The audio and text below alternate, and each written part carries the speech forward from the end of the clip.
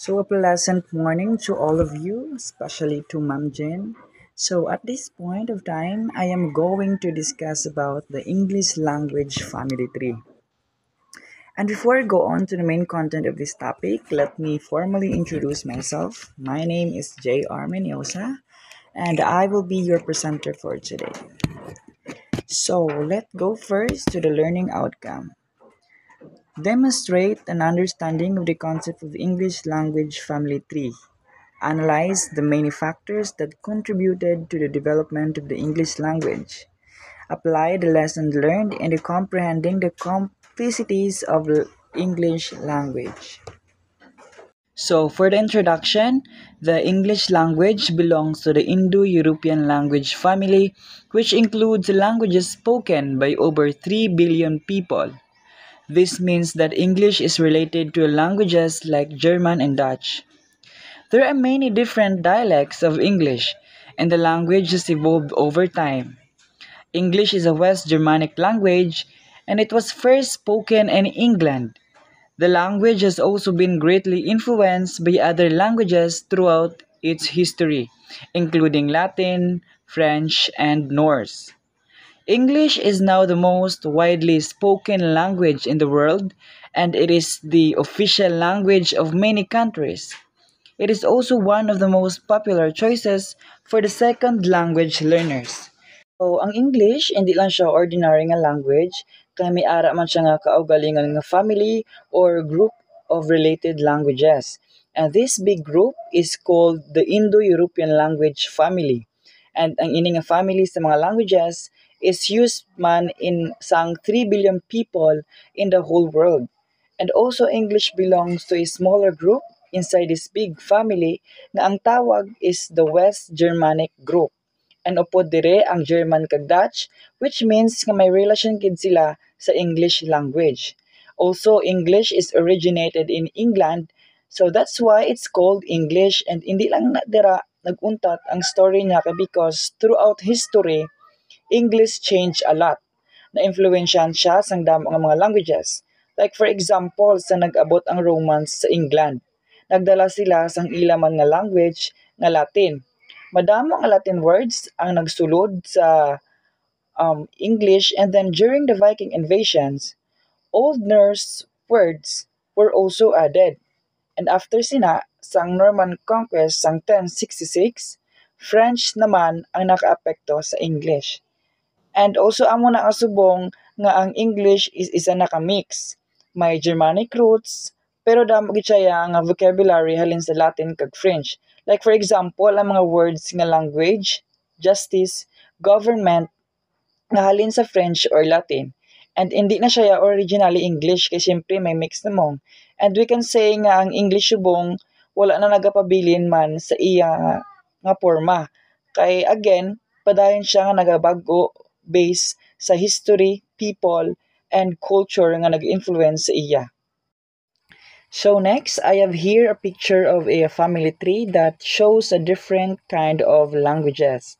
So ang focus natin diri among English, pero para mas maintindihan ta siya kinahanglan tanahon naton man ang iya nga whole nga family. So at the bottom of the tree makita nato no ang Indo-European language family. And this is the root or ang pinakapundasyon sa madamang nga modern languages including English. So from the Indo-European root, naghalin ang mga big branches such as Indo-Iranian nga makita naton sa wala nga side nga naghatag man sa mga languages like Hindi, Bengali, Punjabi, Urdu, and many more. Next, we have Slavic with languages like Russian, Polish, and Ukrainian. We have also Romance, and this branch includes Spanish, French, Italian, and Portuguese. And the last one, we have Germanic, and ini nga branch nga ginahalinan sang English. So, ang Germanic branch naga-divide pagid into smaller branches. So, we have North Germanic. Ang under yang mga language is Danish and Norwegian. Also, we have West Germanic, and ang ini nga branch together with English, German, kag Dutch. So, sa diin halin ang English.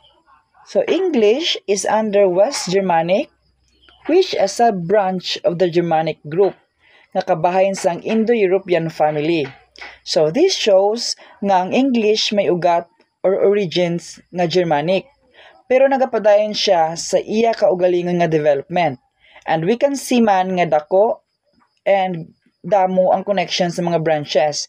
And this shows that many languages are interrelated. So that's why may similarities kita makita sa vocabulary or grammar between English and other languages like German or French. And it also represent na ang English is just one part of a much bigger picture.